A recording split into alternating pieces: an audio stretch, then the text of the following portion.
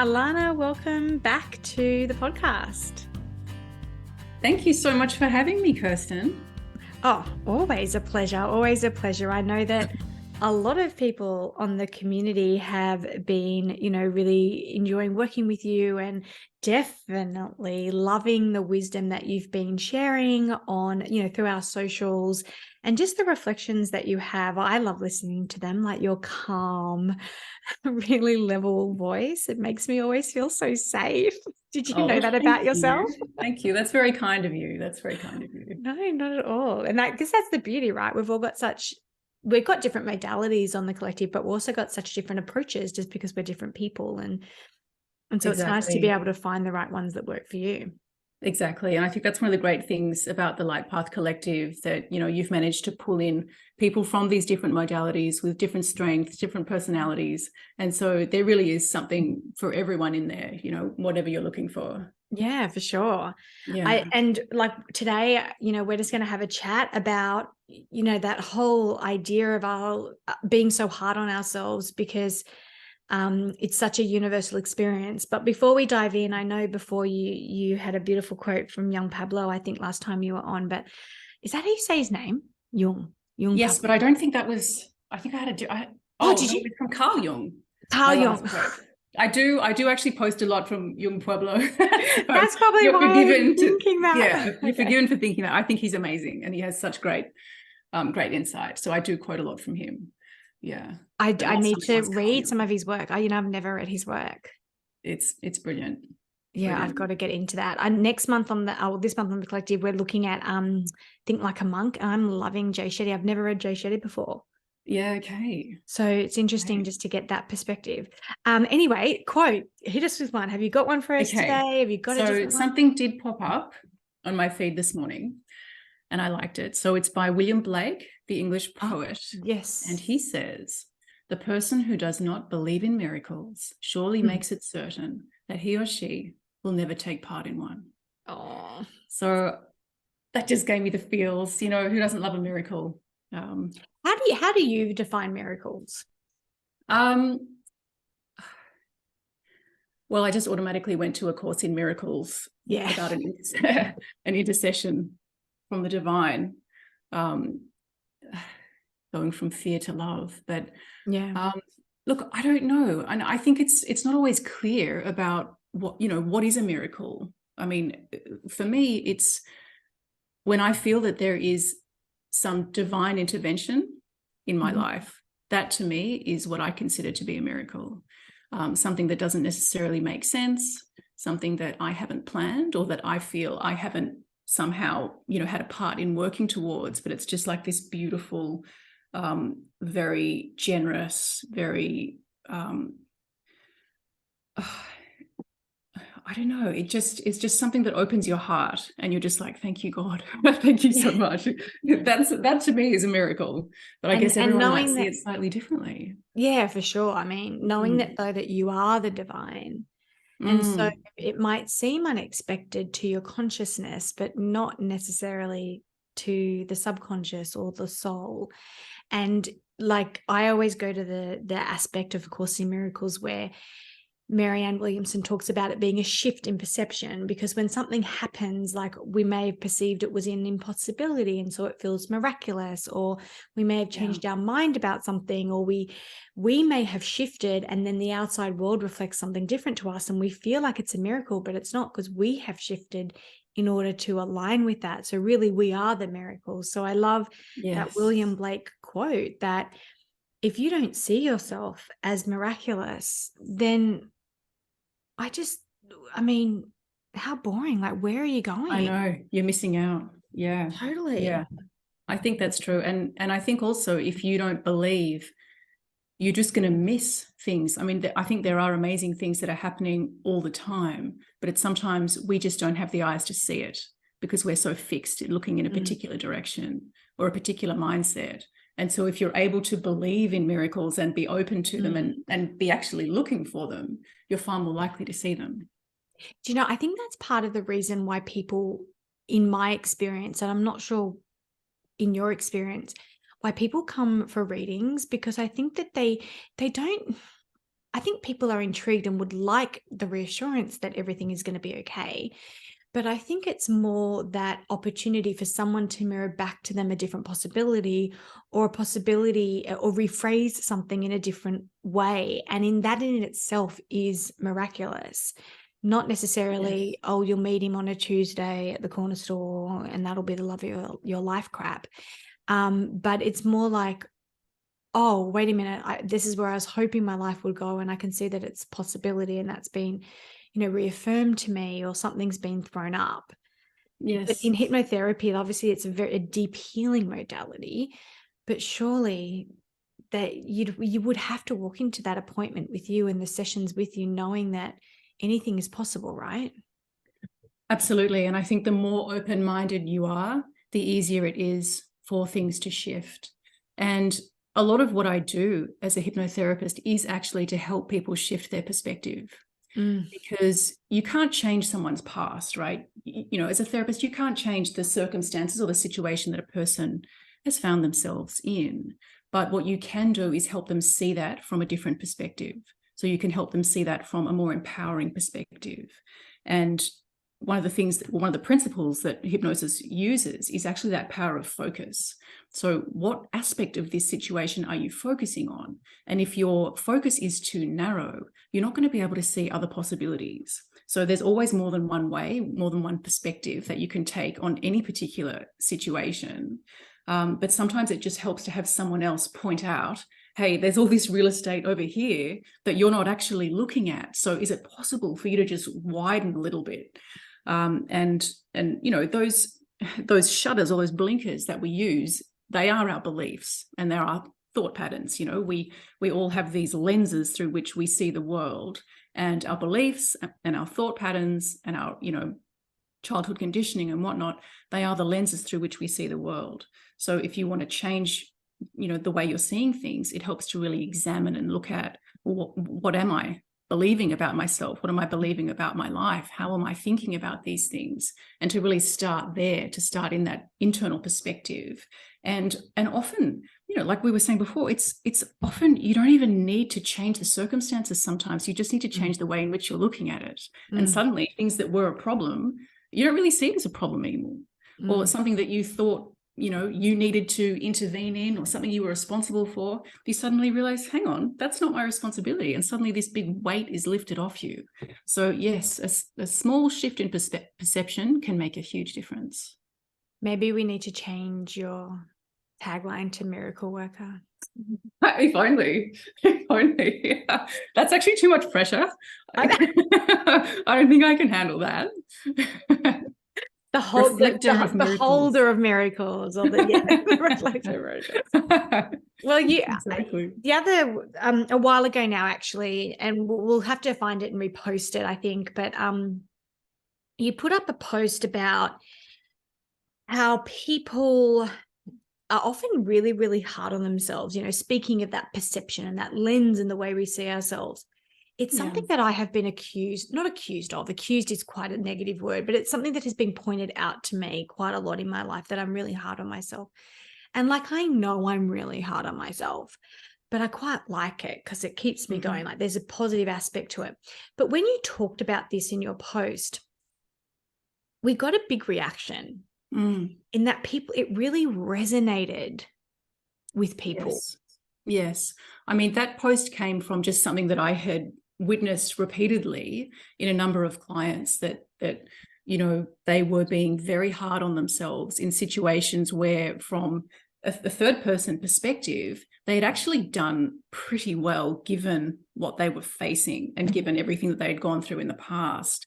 And it was just so clear to me that, often we're hard on ourselves because we think that we need to be, in order to get ourselves to change or shift, or there can also be this belief that that you don't deserve to be proud of yourself or happy with yourself until you've accomplished X, Y, and Z.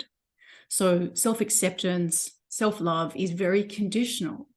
And what I've come to believe is that, while yes, there is some value in holding yourself to high standards and holding yourself to account. I mean, I'm not saying you should believe your own bullshit or anything like that. There are times when you need to sit yourself down and have a good chat with yourself. But regularly. Yeah. But by and large, I mean, most people are so self-critical and so judgmental of themselves. And that kind of perspective very rarely gets you anywhere in the long term. You can accomplish certain things from it. But overall, you end up feeling really bad about yourself. This culture of feeling not good enough, we need to look at where this comes from. And yes, there's a huge element of that is cultural. There's a huge element of that comes from childhood conditioning, but we internalize these messages. So it then becomes that voice in your head that is then saying these things to you that, oh yeah, I was okay at this, but all these other things that I didn't do correctly. We get so hyper aware of the ways in which we didn't meet our expectations, and we completely discount all the things that we actually did right. So I think if we can just be a bit more balanced in the way that we're speaking to ourselves, and to actually, give yourself credit for the things that you have done right, and celebrate those wins that you've had, and really just congratulate yourself and, be your own cheerleader. I mean, it might sound corny, but in my experience, that has made such a difference in what I'm willing to do. Because if you know that you've got your own back, that you're not going to tear yourself to shreds if you don't succeed at something, it makes you more bold to actually try things. Again, it's just that shift in perception, that shift in mindset. And I think we could all do with a little bit more kindness when we're talking to ourselves. Oh, for sure. And like, there's just so much that I could unpack there. It's reminded me actually of one of the very early podcast episodes that I did just on my own. And I talked about mat talk, like cheerleading yourself. And how, because I didn't know anything about cheerleading until I watched Cheer on Netflix. I love it. Did you watch that series? Yes, I did. I did. And so, and I didn't know anything about how, like, it's some people's job in the team to stand on the side of the mat and cheer them on, like, come on, blah, blah, blah. And I was just like, I'm going to start mat talking myself, because I find it a bit embarrassing when people do it to me. But I realized I needed to kind of be my own cheerleader a bit. Yeah. And although I feel comfortable doing it for other people, doing it for me. And it's funny, like, why aren't we taught that? Was it self-preservation? Like, if we, because we don't want to go into that whole generation, whatever it is, that won an award just for sneezing or turning up or looking the right way. So we don't want that. But at the same time, we do want that, how do you develop, I guess, a really robust but very healthy and nourishing sense of self? It's a good point. I think you need to be realistic in your self-assessment. So it's doing the work to kind of unpack what's going on. We all grow up in various situations of we've all got our traumas and things from the past that we bring in to our present. So a degree of it is kind of, how self-aware are you in terms of the way that you're viewing yourself, and just really challenging the thoughts that you're having and the beliefs that you have. So a few things that come to mind. What was I going to say? Yeah. So your expectations, are they realistic? So where do you get your expectations from? Because I think sometimes we don't actually dive deep enough into our expectations of ourselves. Is it realistic? Like, why do you think you should have done X, Y, Z by the age of 30 or whatever it is? And just really unpack it. And I mean, that in itself, just being a little bit more discerning and not just believing every thought that pops into your head, but really, where is this coming from? Am I being too hard on myself? And really, at the end of the day, it's a subjective determination, right? So no one gets to say exactly, oh yeah, this is reasonable and that's unreasonable. It's you who has to decide that.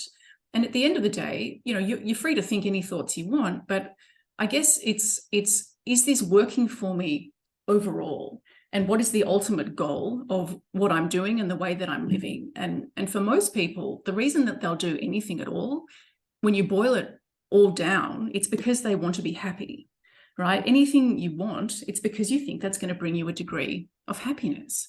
So whether it's a job, whether it's a relationship, whether it's a certain amount of money in the bank, it's always because you want to be happy. And so if you then say to yourself, okay, well, if I get that job, if I get that money, if I get that man, if you're still being, horrible to yourself in your head, and you're not able to celebrate your wins, you're still looking for the ways in which you can be better, it's never good enough, it's that perfectionistic mindset, you're never going to accomplish that ultimate goal of actually just being happy and content and, feeling proud of yourself on the things that you have achieved. You're in that treadmill of constantly needing more, wanting more. So the self-talk is really key, I think, just to overall having a happy, content life. What do you think? For sure. I totally agree with you. And I think what struck me there with what you were saying was the word content. And to me, that sounds a bit lackluster, but since when? And it just goes to show how impacted we are by society, really. And I discussed this on a podcast that's coming up. I think I can't remember the order of the podcast, about how, we're so conditioned and programmed, through media and just cultural, environments, that we always need to be at peak. Like, we always need to be at our best. We always need to be at our happiest. We always, like, do you know what? It's okay to feel really like crappy sometimes. Yeah. And I think that's the big thing that I've been working on with myself, having been such a perfectionist and so hard on myself, is the times where I just literally write myself that permission note of being mediocre. Yeah. So yes. On this week, for example, I was working during the day, and I finished the face-to-face kind of work I was doing relatively early for me.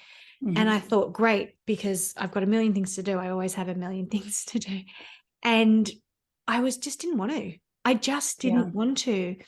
And so I didn't. But gosh, it took some pretty disciplined self-talk for that to be okay. And not to be hard on myself about not being productive, or not, knowing that those jobs weren't going to go away and I'd still have to do them at some point. And I always find myself being really hard on myself, always. Yeah, I think that, the cultural conditioning aspect of it is nothing to scoff at. I mean, we do live in this culture where there is a lot of pressure, and even if it's self-imposed pressure, ultimately, that you want to do well, you want to achieve things, you want to accomplish things. And of course, there's nothing wrong with that if it's done in a balanced way. And again, that realistic expectations, because, often we can be quite unrealistic in what we can accomplish. And I mean, I think the other thing that comes to mind is that this trap of comparison, and that, we can just look at social media and see what other people are doing. And, we all know we shouldn't compare ourselves to other people, but that, that temptation is there. And, you really have to fight it sometimes, and just say to yourself, you know what? No, I'm going to live the way that I want to live. And if I'm tired, I'm going to rest, and I'm okay with that. So I think there is. Do you know what cured that for me? What? This is speaking out of turn, but let's do it. Please do. Yeah.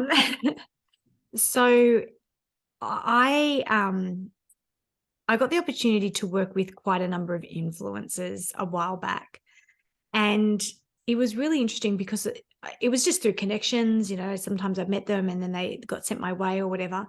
Mm-hmm. And so some of these people I kind of knew, some of them I even followed. And what I found was really, really interesting was the majority of them were completely different to their online personas. Not only that, but their life circumstances were completely different to their online stories. Like, one example, a girl posted this whole trip she had with her boyfriend. They were not together, to Paris, and they weren't even together. Wow. but it was all about the love and like the, and so that for me cured a lot of that. Hopefully you get a genuine experience looking at our socials, because that's what we intend. But it cured it for me. Like, guys, do not be fooled. And some girls like that were, say, fitness ambassadors, or their business or their pages were all about fitness and beauty or whatever. Some of them I thought, oh my gosh, they're a lot bigger than I would have perceived they would have been. And I'm not saying they were big at all, but like, and then some of them that were teeny tiny, I never, look so much bigger online. And I'm like, it's just the angle. It's just the way you take the photo. It's just the story that you tell. I mean, you can create anything these days, can't you? And just, maintaining an awareness of that is important, and then getting off social media as much as possible. I find when I spend too much time on it, regardless of, whether I got a level head, it just is a vortex that you can get really caught in. So, I mean, I love it. I don't think it's evil or anything like that, but it's just keeping it in perspective. And then also remembering this is just a tiny segment of life, and my real life is out here in the real world. And for sure. So what tips do you kind of give to clients when you notice that they are in this really harsh, I guess, lens that they're wearing to look at their lives? Like, what are some really practical things that you've come across that can help? Well, I guess, a lot of the work that I do is kind of getting them to see things from a different perspective, noticing what they have accomplished, so they're not just having this one-sided view of themselves where they're hyper-focused on everything that they've done wrong. So really bringing forward those qualities that they can be proud of and genuinely proud of. I think any practice where you are watching your thoughts and becoming more aware of your thoughts is hugely beneficial. So, we do this in hypnosis, but obviously meditation is a fantastic way to do this, because, I mean, it's not just this topic, but so many things that voice in your head. Well, what do you do about it? And the first thing is really becoming aware of it. Because when you think the same thought over and over again, you stop noticing that you've thought it, and it slips into your subconscious and it becomes a belief. So what you first want to do is just become more aware of the thoughts that you actually are thinking. And then you can challenge those thoughts. Everyone has that critical voice in their head, but not everyone listens to it. And that's really the difference. So, you don't need to believe it. Sorry, a tip I love for that is getting a piece of paper, because sometimes I find it really difficult. Like, I know I'm having the thought, but I can't reach for another thought, or another thought doesn't feel as real. Like it just feels like I'm lying to myself. So what I do is I literally get my journal out and I write down the most terrible, judgy things about myself, and I just get it on the piece of paper. I am.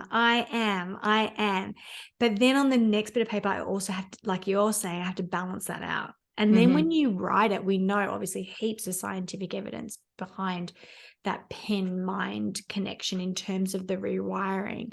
Then there is a chance for that balance. And it's so funny when you go and write things down, like I'm lazy, straight away, as soon as you get it on paper, my mind goes, wait a minute, no, I'm not. I've worked like 6 days straight. And then already it's challenged. But I find personally I have to get it out. Yeah, that's a great tip. That's a great tip. I think anything that you can do which just somehow separates you from those thoughts is really, really useful, really beneficial. What else?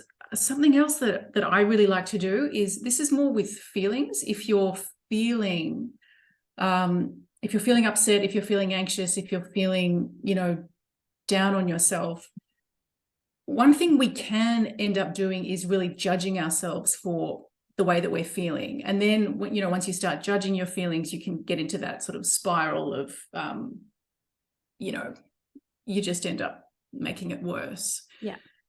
So just really having a practice of feeling the feeling without judging it. You don't even have to name it. You don't have to attach a story to it, but literally feeling that physical feeling within your body. and just meeting it with a sense of love and compassion.